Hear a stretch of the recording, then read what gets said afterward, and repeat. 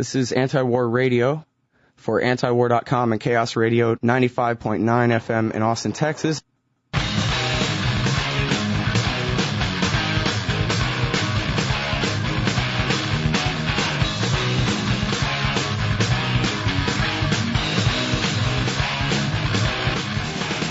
And now welcoming to the show, Ray McGovern, 27-year CIA analyst, and Don Craven Jr., the director of the new movie World War IV, A Letter to the President. Welcome to the show, gentlemen.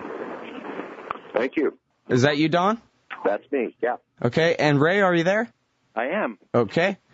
Wow, so great new documentary that's been put out by you, Mr. Craven, and, of course, featuring, in part, Mr. Ray McGovern. Let's start out with this picture of you on the back of the DVD, Ms. Craven. Here you are standing with George and Laura Bush. When was that picture taken? That was probably circa 1998 or 1999, somewhere in that area, I would say. Mm-hmm. And you worked for the governor then, is that right? No, I didn't. I was actually a businessman by trade and was talked into joining his governor's circle, which was really more just a fundraising organization. Basically, it meant that I gave him some money and got to go to the mansion every month or so and eat a turkey sandwich around the round table there in the governor's mansion. That was pretty much it. Mm-hmm. And what made you decide to? Seems like to start a big project like this, there must have been some tipping point where you said, "That's it, I have to do something here." What was it? Yeah. It was actually it was one defining thing. It was actually a cumulative process more than anything. I pretty much for my entire adult life I've been apolitical. I didn't vote until I was 35 years old. That was for Bush in 2000. And then I suppose the axis of evil speech that was the State of the Union 2002 just things didn't start fitting into place for me with regard to our response to 9/11 and the quote unquote war on terror. Mm-hmm. Of course, when we invaded Baghdad in 2003. I really started getting, I would say, somewhat obsessed with the whole war, to the point where it was occupying a lot of my time, spending a lot of time looking into it. Why did we do it? Et cetera. Mm-hmm. And then when the shell game started being played about, it was about weapons of mass destruction. No, it was about 9/11. No, it was not about 9/11. It's about liberation. No, it's about spreading democracy. It all just didn't make sense to me. And I had seen Fahrenheit 9/11 at some point around then. I thought it was good. But again, I thought it was preaching to the choir, so to speak. And I just really started to think, here I am, a libertarian / conservative. Who doesn't fit into either camp, really. And so I wanted to at least foment some debate, right of center, as to the wisdom of the war in Iraq. Mm-hmm. Well, not necessarily from the right, but definitely involved in this debate from the very beginning is our other guest, Ray McGovern. You used to brief George Bush when he was the vice president back in the 1980s and write the national intelligence estimates for this country, right, Mr. McGovern? That's correct, Scott. Mm-hmm. And I'm going to go ahead and play this soundbite of you from this movie here. I love this clip. It's assuming I can get it to play, right? The week after 9/11, Don Rumsfeld, Dick Cheney are saying Saddam Hussein poses an immediate threat to us with all those weapons of mass destruction he has. And so those of us who watch this pretty closely are saying, well, I guess, the slogan, after 9/11, everything changed, I guess we're being asked to believe that whereas before 9/11 there were no weapons of mass destruction, right after 9/11, weapons of mass destruction descended for a soft landing on the sands of Iraq like manna from heaven.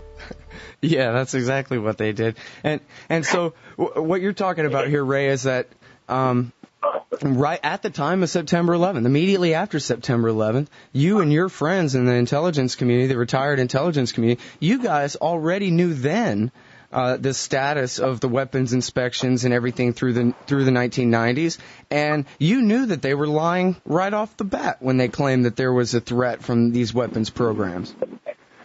Yeah, Scott, I wish I could claim some special perspicaciousness here, but it was a no-brainer. I'm really astounded that the mainstream media missed it.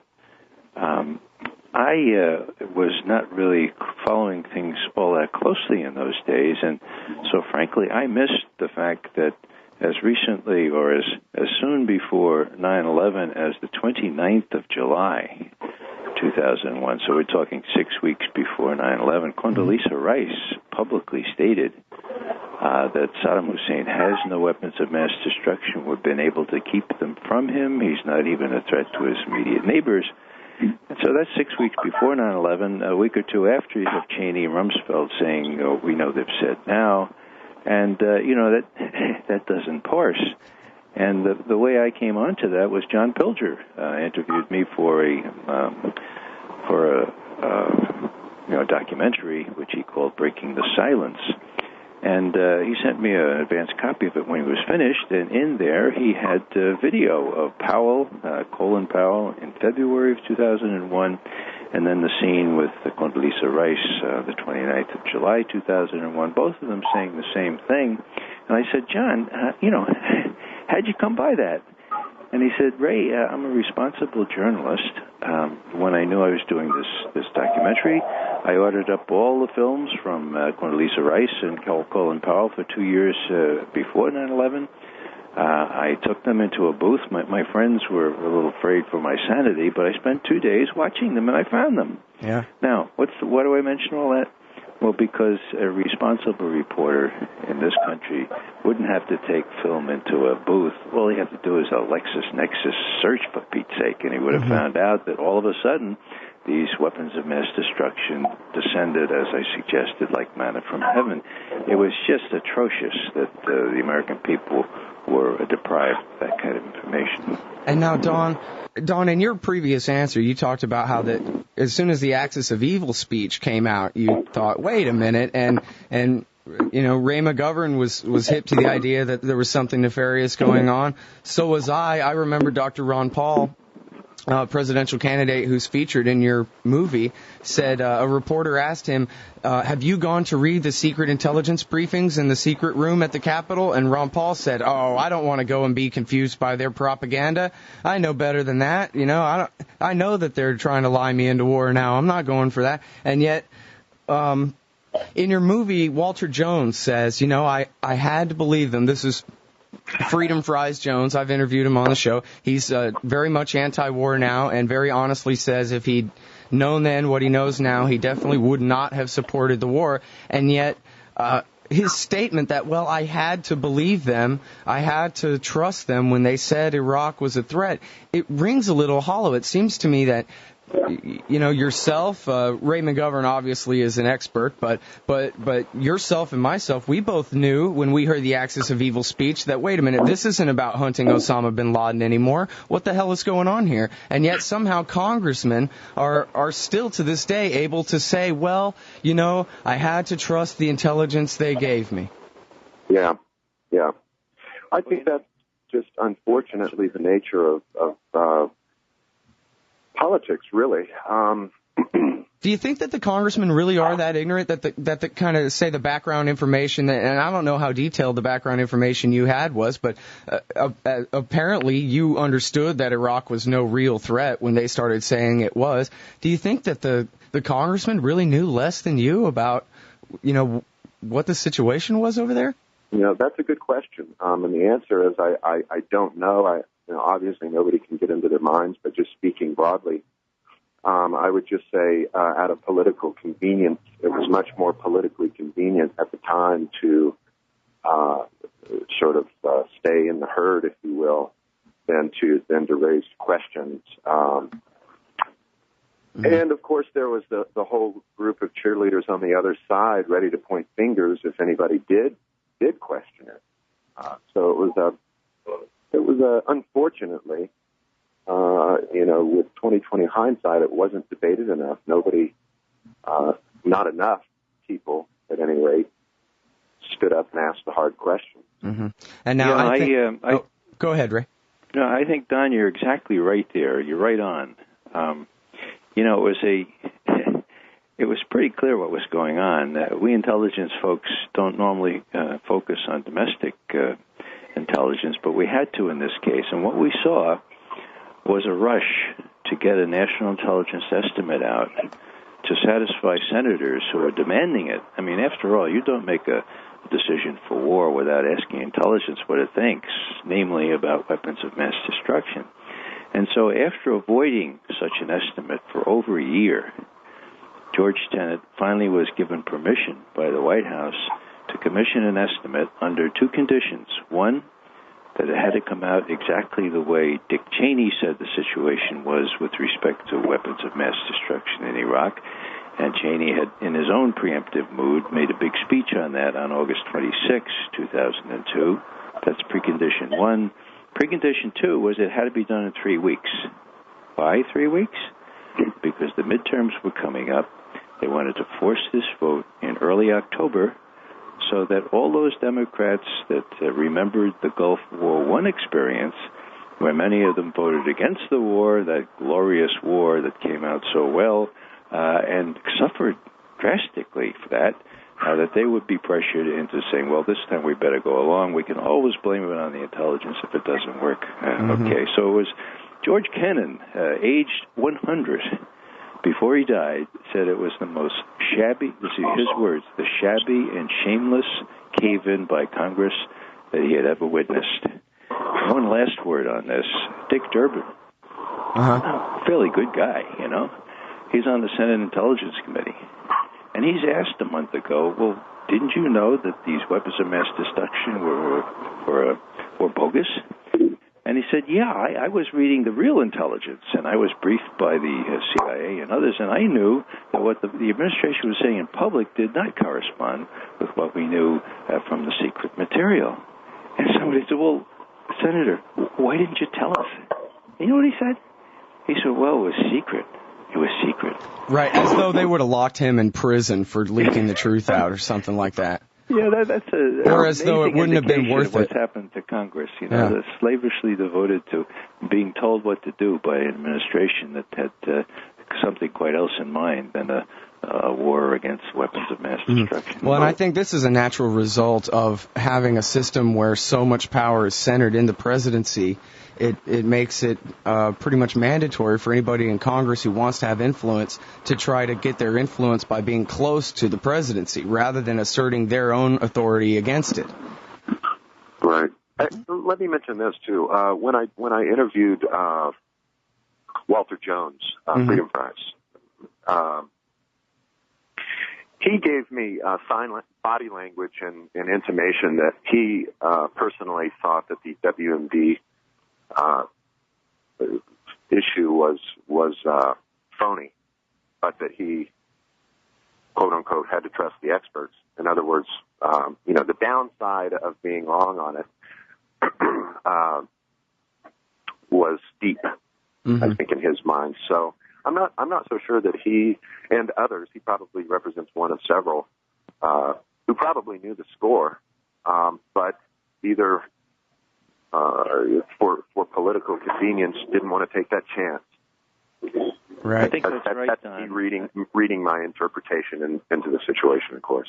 No, I think that's exactly right, Don. And I think that, the other part of this, of course, is that people like Congressman Jones, you have to understand that when the Director of Central Intelligence tells Congressman Jones that this is a terrible threat that we face, that the Iraqis are seeking uranium in Niger, and they've got these aluminum tubes, and they can fly these little planes and spread biological weapons in the United States, all of them outright lies. A congressman and a senator, has every right to to think that he's being told or she's being told the truth on this. So it's not a black and white situation. There was a lack of guts on the part of our lawmakers, but also there was unconscionable distortion of the real picture on the part of George Tenet and those who agreed with him. And that's a real good point. You know, down here in Austin, I expect George Tenet to lie to me, but I guess I also expect that he's telling the truth to the congressmen and that they're liars too. I mean, if he's lying right to their face, I could see why they wouldn't expect that. I'm Scott Horton. This is Anti-War Radio. I'm talking with Don Craven, Jr., who's the director of World War IV, A Letter to the President, new movie coming out, and Ray McGovern, former CIA intelligence analyst, who's featured in the movie. And now, Don, you have the greatest soundbite of Michael Ledeen that has ever been recorded. Let's everyone listen to Michael Ledeen, number 2 guru of the neoconservative movement. It was the diplomatic fig leaf. Basically what happened was that foreign leaders, above all Blair, were told by their lawyers that if they went to war alongside us in Iraq without a United Nations resolution, they could later be prosecuted as war criminals. So that's why we went to the UN, and that's why the WMDs became the central issue in the diplomatic run-up to the war. So there you have it. There's Michael Ledeen, who was at least a contract agent of some type for the Office of Special Plans, who was involved in the neocon cabal that lied us into war, taking trips with Chalabi and Harold Rode and the boys, Larry Franklin, the Israeli spy, to go to Rome to meet with Ghorbanifar and the Supreme Council for Islamic Revolution and all this. He's one of them, and he's saying, listen, the reason we focused on the weapons of mass destruction is because it's a war crime to start an aggressive war, and at least Blair's lawyers would tell him that, whereas Alberto Gonzales told Bush, of course, don't worry, we have all the guns, no law applies to us. But Tony Blair's lawyers said, hey, you can't start an aggressive war, Tony Blair, they could hang you from the neck for this. And so then they decided they needed this pretext, and they drummed up this excuse of the weapons of mass destruction. Am I reading too much into what I just heard, gentlemen, either of y'all? Well, yeah, I was, it actually caught me off guard when he said that. It was really a de facto admission that this was sort of conjured up. And I'm not sure literally if my jaw dropped, but figuratively it did when he said that.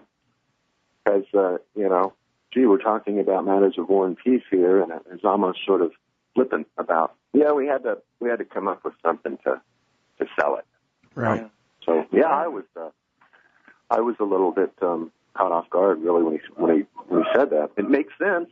I mean, from their worldview, it makes sense. But I did not expect him to say that. But of course, making up all these lies to justify an aggressive war and pretend it's a defensive one, that's war crimes too.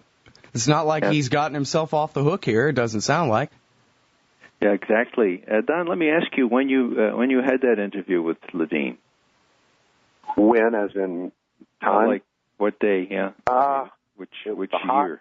A hot summer day in Washington, about 1st of August last year. Oh, last year. Okay. Wolfowitz said something very much like that to Vanity Fair in the heyday of the mission accomplished business with Iraq. He said to the author of this article in Vanity Fair that, weapons of mass destruction was just the sort of the bureaucratic reason that we could all agree on. In effect, don't take it too seriously. That's when we were winning hands down. And people with extreme arrogance, hubris is what the Greeks call it, have a way of being overly honest when they think that they can't possibly be knocked off their high horse. So Richard Pearl said much the same thing to the Guardian, or in front of the Guardian anyway, admitting that it was illegal, but saying, so what are you going to do about it? Yeah, he said exactly these words, that sometimes you have to violate international law to do the right thing. And Lord Goldsmith, the British Attorney General, he issued at least two opinions. One was dead set against any action, military action, without explicit UN approval. And then right before the war, about 3 days before the war, NSC lawyers descended upon him and changed his mind, and he came up with a very short one-pager which said, well, I suppose it'd be all right. All right, now let me play this clip for you guys. This is Jim Loeb, the great reporter for IPS News, expert who's been writing about the neoconservative clique for 35 years or something. And here's his description of the groups that came together to the coalition, I guess, that pushed us into this war in Iraq. Those who were most enthusiastic about going to war in Iraq consisted essentially of three different forces. Aggressive nationalists, who are people like the Vice President, Dick Cheney, and Defense Secretary Donald Rumsfeld, and whose view is that military power is kind of the most important kind of power. The Christian right, who are fundamentally Christian Zionists, people like Jerry Falwell and Pat Robertson.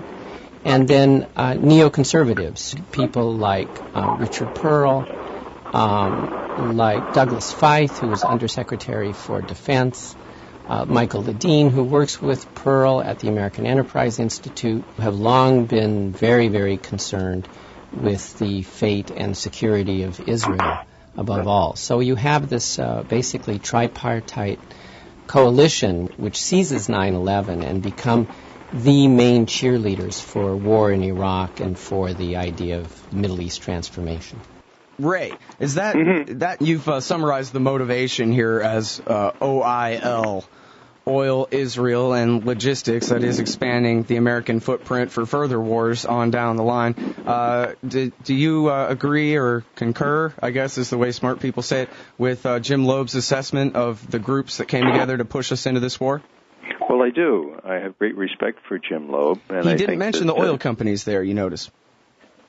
I'm sorry? He did not mention the oil companies there, the oil lobby at all. I think you don't really have to be very specific about oil. All you need to do is say that the neocon vision of things is to be dominant factors in key parts of the world. And what's more key than the Middle East, where 2/3 of the oil in trade exists. So I'm feeling rather affirmed by this OIL acronym. I mean, the oil, we know now that it's a benchmark even. We're insisting that the Iraqis give their oil to us as a condition for achieving progress, so to speak. It's unconscionable, but that's it. 70% of those proceeds will go to U.S. and British oil companies, so that's okay. Now, with respect to the permanent military bases, we have, lo and behold, the Korean analogy. Well, the only thing that analogy means is that, we had permanent military bases there, still do, and so that's what you expect in Iraq if this vision holds forth. And with respect to Israel, I mean, it was foolhardy in the extreme to think that we would be making Israel still more secure in that area by invading Iraq. Now the proof is in the pudding, whereas before there were no terrorists in Iraq. Now it's teeming with terrorists, and that is an incredible disincentive to U.S. policymakers like Elliott Abrams and others to leave Iraq, because Israel would be in a very parlous situation, much more parlous than before we invaded. So OIL stands up pretty well, I'm afraid. Mm-hmm. And now, Don Craven, director of World War IV, A Letter to the President. Talk to me about the role of Christian Zionists in the war party. Well, I think their interest is biblical, really, more than anything. They stitch together certain passages with regards to holy war, this notion of holy war. American jihadists. Essentially, yeah. And their vision of Revelation is that, this is the end times and to resettle the Jewish people to their holy land. And, of course, Jim, if you watch the film, Jim Loeb, the same gentleman we just heard from, talks about then, of course, everybody is raptured up, and it doesn't end well for the Jewish people unless they convert to Christianity. So there's just this religious it's nothing new, really. It's been going on for 2,000 years, or at least 1,000 back to the Crusades. with who should live where in the Middle East, and this notion of holy war. It does seem kind of strange, doesn't it? If you go back to history, I'm glad you kind of mentioned the Crusades and 1,000 years ago and stuff, because from a religious war point of view, it's pretty much always been the Christians against the Muslims and the Jews. But now it's the Christians and the Jews versus the Muslims. That seems like a pretty major change. What do you think's responsible for that? Just this trying to force Jesus to come back faster, or? Let me just chime in here a little Sure. bit, Scott. Christopher Hedges has an incredibly astute book on this very subject. The big question in my mind is how it can possibly be that people like Jerry Falwell can build up such an incredible following. And it has to do with what people in this country who have lost economically, lost politically, are kind of at odds ends, how they've sort of migrated toward this kind of philosophy as a way out of their dilemma, and how they are being exploited by the Christian Zionists, and how they see this way to power in this country and this way to making an impact. And you put that together with these bizarre theories of rapture and so forth, and a key element, the incredible, unconscionable silence of the mainstream churches and synagogues. Where are the rabbis? Where are the ministers and priests that speak out and say, this is cockamamie stuff? This is not what's in the Bible, and it doesn't mean what these folks... That is a key element here that allows this kind of stuff to proceed. Let me go ahead and play this soundbite here of Minister John Hagee from I believe, the biggest church in San Antonio, and give the audience a taste of what we're talking about here. There's an army of 200 million marching down the river Euphrates, coming toward the Persian Gulf. There's going to be the meeting of the largest armies in the history of the world. Then there's going to be an invasion that is unplanned for on the charts of all of the dictators of the earth. It's not an invasion from the north or the south or the east or the west. It's an invasion from heaven. And he will establish his kingdom, and of his kingdom there shall be no end. I am telling you, that makes this message one of the most thrilling prophetic messages you've ever heard in your life. You could get raptured out of this building before I get through finished preaching. We are that close. John the Revelator says in Revelation the 19th, and I, John, saw the heavens open, and he that sat upon a white horse was called Faithful and True, and in righteousness doth he judge and make war. And out of his mouth shall go a two-edged sword, with which he shall smite the nations of the earth. All right, and apparently millions and millions of people look to people like John Hagee to explain foreign policy and the way the world works. And they vote as a bloc. They vote Republican, and that's the real thing. Is, this is America. Anybody can believe whatever they want, and we should all celebrate that. The problem is these people are asserting political power, and we're not talking about religious beliefs in what's your afterlife and let Jesus into your heart and stuff. We're talking about this is the way we have to change things on earth, and as both of you pointed out, what a cynical partnership between the Israel lobby and these certain brands of evangelicals. The Israel lobby must know that these Christians expect that Jesus is going to come back and kill all of them. That their love for Israel is not a love for the Jewish people who live there now. It's a purely religious thing bent on the idea of total destruction headed their way, and that's supposed to happen. I don't know really what's in it for the religious types in their alliance with the Israel lobby, other than the Israel lobby can get it done. Yeah, it is an ironic marriage, and I think it's an alliance of convenience. For AIPAC and the Jewish community or pro-Israel people as a whole. There was a debate, and I think it was probably years ago, within the pages of Commentary magazine about do we align ourselves with this is magazine for the Jewish community, do we align ourselves with the religious right with regard to Israel? It's kind of like holding a tiger by the tail. It's playing kind of a dangerous game, playing with fire. And they concluded that, yes, we should, because they're going to fight for us. They're going to fight for our Israel. Right, And it's their theology. It's our Israel, right? That's right. Wasn't that William Crystal or Irving Crystal that wrote that? That's right. Mm-hmm. Yeah, in fact, it was Jim Loeb that told me that story a couple of years back. Yeah. And yeah, what a cynical relationship, and one that, as you so thoroughly document throughout your book, is the furthest thing from the interests of the people of this country, most important, or even, as Ray pointed out earlier, the interests of the people of Israel. This clean break strategy, if that's what it is an absolute disaster for them. Yeah. There is also some division between the American Jewish community and the Israeli citizens themselves. There's a lot of people in Israel who think, wait a minute, guys, you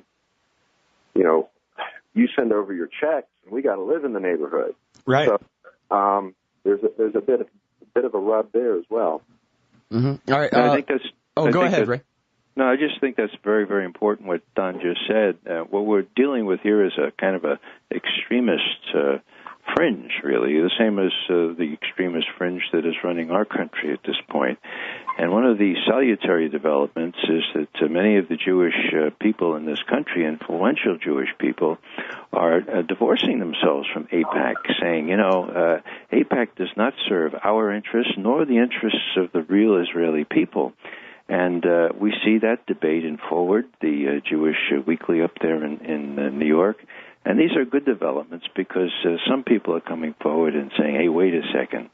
With respect to the marriage of convenience, it is bizarre, but it's, of course, not unprecedented. All kinds of political alliances of this kind have taken shape.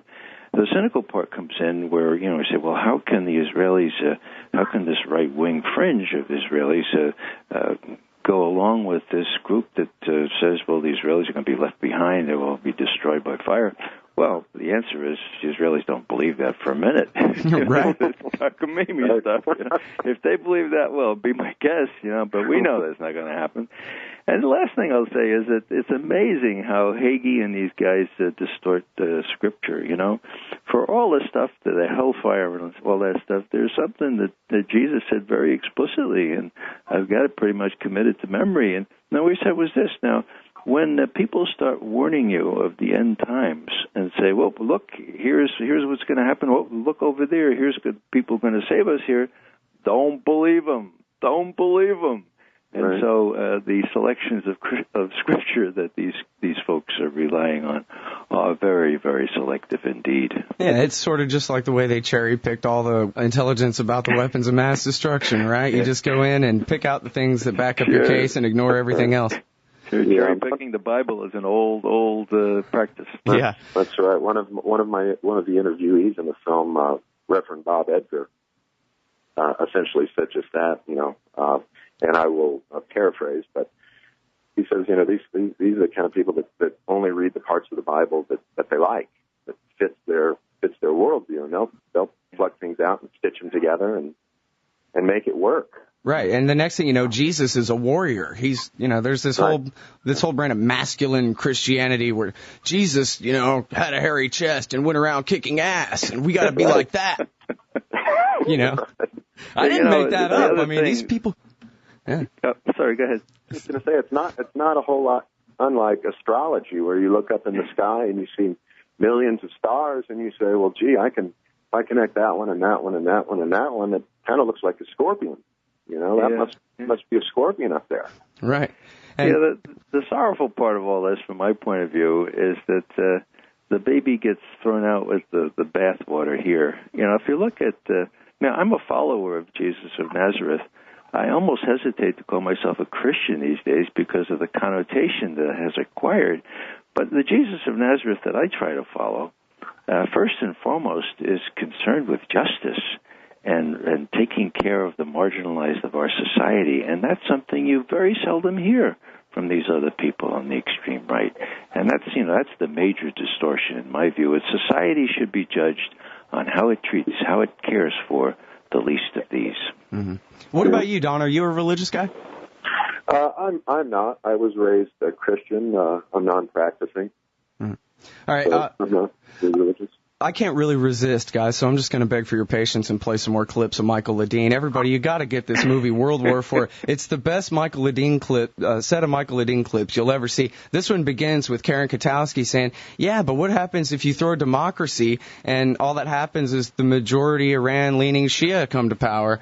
And then his wonderful answer via the movie World War IV by Don Craven. Listen to this, everybody. What if democracy means majority rule in Iraq, and the majority is a bunch of Iran-leaning Shia clerics who advocate a form of fundamentalist Islam which is incompatible not only with democracy, incompatible with American interest in the region. What if that happened? Well, that's bad. Democracy is quite capable of committing suicide. Oh, yeah? Happens a lot. Well, when that happens, then we're going to have to go. We will end up at war with those countries, and there's no escape from that. No escape. In the war against the terror masters are states, because I don't believe that you can have a really dangerous terrorist organization without a base in a state that sponsors them. Those terror masters are at war with us. That's why we're fighting, because they attacked us. As long as those tyrants exist in the Middle East, they will arm, aid, train, support terrorists who are going to come and kill us wherever they can. Okay, one more, guys. Des Moines. Or we should have started with Iran, because Iran is mother. Iran, ever since the State Department's been keeping a list of state sponsors of international terrorism, Iran has always won the blue ribbon. All right, guys, so there you have it. Iran is Ledeen's mother, and that's why he hates it so much, and we have to attack that place. Now, no, seriously, what he said in that clip there, or the second one back, was they attacked us, and that's pretty loose language. I wonder if he means Iran backs Al-Qaeda and they attacked Israel, or what is he talking about? Because Iran certainly hasn't attacked the United States of America.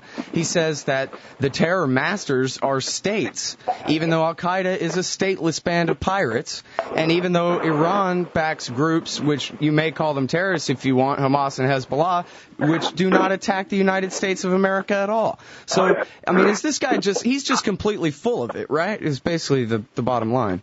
I think he's just deliberately using they vaguely. They. It's such an easy word to apply to, a lump of group of people who maybe look alike or sound alike, and they become they. Uh-huh. Now, Ray, you're a member of Veteran Intelligence Professionals for Sanity. Tell me, honestly, does Iran back Al-Qaeda? No, it does not. Sorry, I know it's a stupid question, but come on. I mean, no, I think Don is right. When you say they, it's us or they, it's us or them, and to look for a logical stream of reasoning here, or a rational approach to this, is to waste an awful lot of time with people like Ledeen, because not by chance were these folks referred to during the first Bush administration, George H.W. Bush, as, quote, the crazies, end quote. They are not able to assess things rationally because of the predisposition they have to secure even more safely the state of Israel with its 200 nuclear weapons already, and their megalomania outlook at the world, where it's us and them, and we have the nuclear weapons, we have the military, and so we're going to prevail. It's a very reminiscent of Imperial Rome, and I know what happened to Imperial Rome. Mm-hmm. Yeah, Justin Logan calls it the fallacy of 39.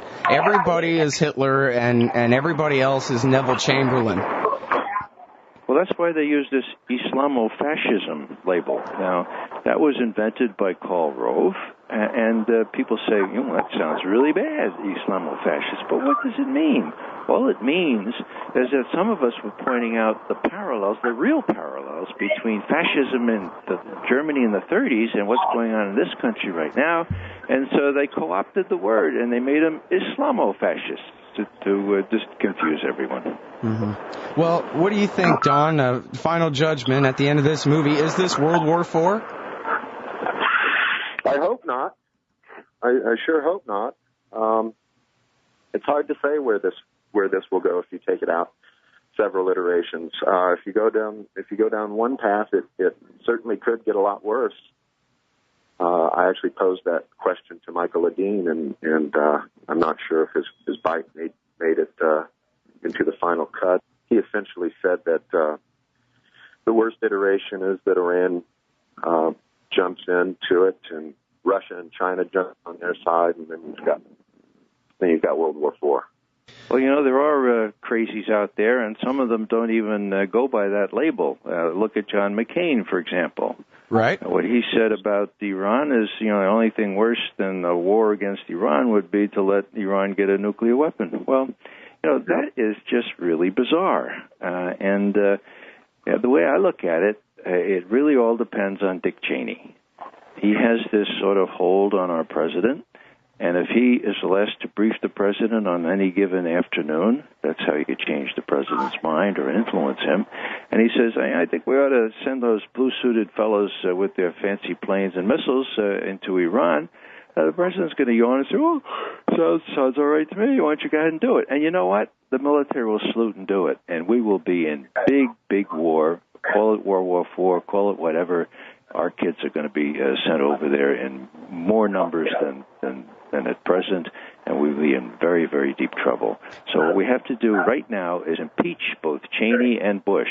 That is the orderly procedure that our forefathers put into our Constitution to handle a situation like this when our leaders start acting like kings. Mm-hmm. Well, Ray, I think somebody in the audience might think that's just hyperbole, that you're going too far. Can you explain to people who don't know already why it is that an attack on Iran would be such a disaster, in your opinion? Well, what happens and what has happened so far is that military leaders have been able to get to Bush so far after he talks to Cheney and say, okay, Mr. President, we have these great missiles and bombs, but let us tell you what happens the next day.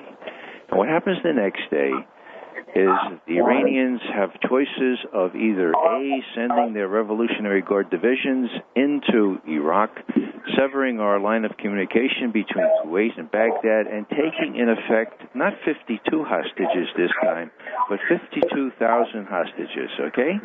Or they can take off the oil heads, take out the oil heads in the Persian Gulf with little PT boats. They can strike Israel with the missiles they already have that have that kind of range. They can do all these things, some of them or all of them, Mr. President. Do you really want to do this?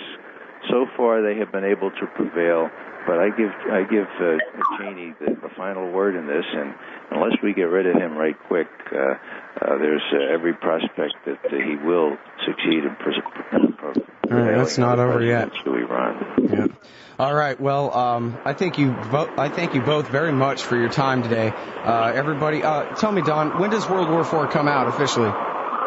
Well, we don't have a release date yet. Actually, we're doing the film festival circuit right now. We did our world premiere at the Chicago International Documentary Festival in April, and we're going to screen a couple of big festivals in Europe in September, and it's now in the hands of an agent. So, okay, so it's not on Amazon.com yet, then? Not yet. No. One of the festivals in Europe doesn't allow any kind of distribution yet, but I see. Keep your eyes open. It will be available in one form or another probably around September 1st. And it really is a very well put together documentary. It features Karen Katowski, General Zinni, Ray McGovern on the line, who you've just heard, Congressman Ron Paul running for president, a couple of soldiers, 2 or 3 soldiers talking about their experience, General Odom, Walter Jones, Robert A. Pape, author of Dying to Win, the great Jim Loeb, and also Sam Gardner, who has done so much to oppose the upcoming war with Iran. So I'm going to go ahead and end this interview with clips of the soldiers talking about how betrayed they feel from the movie World War IV. And I want to, again, thank you very much for your time today, both of you. Well, I want want to thank Don for doing this wonderful documentary, Don. It's exactly what's needed, and I wish you luck in getting wide audiences for it. Oh, well, thanks, Ray. I appreciate you agreeing to an interview, too. All right. You guys have a good one. Okay. Thank you. This is Chaos Radio 95.9 FM in Austin, Texas. These are the stories that I heard. These are the things that demoralize troops. What demoralizes troops are second, third, fourth tours. That's demoralizing. Finding out that you fought in a war for a lie, finding out that you killed for a lie, that's demoralizing. I'd say about 90% or more of the troops question why they're there. I mean, I've never met one who didn't question why we were there. Even the ones who are for the war, well, they'll freely admit, well, we weren't there for weapons of mass destruction, and, you know, there's no real clear mission as to why we're there. When your life is in, like, constant danger, in a sense, that takes precedence. But, you know, survival is key one. And the stuff that happened in Haditha, which probably happened all around Iraq, just not really reported, well, what do you expect? What do you expect? You have these soldiers getting blown up by roadside bombs, invisible enemy, getting sniped at with RPGs. The anger builds up, the frustration builds up, and you get soldiers that walk in houses and murder families. It's war. It's what...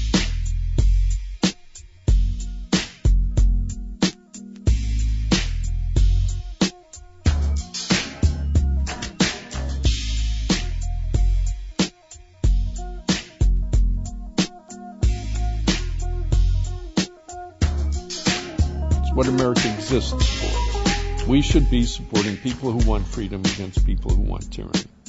We are a vast, if you like it, revolutionary, if you don't like it, destabilizing force in the world. We destabilize the world every day. And our only real choice in foreign policy is how to change the world, not whether to change the world. We're not very good at foreign policy, typically. We are really good at war.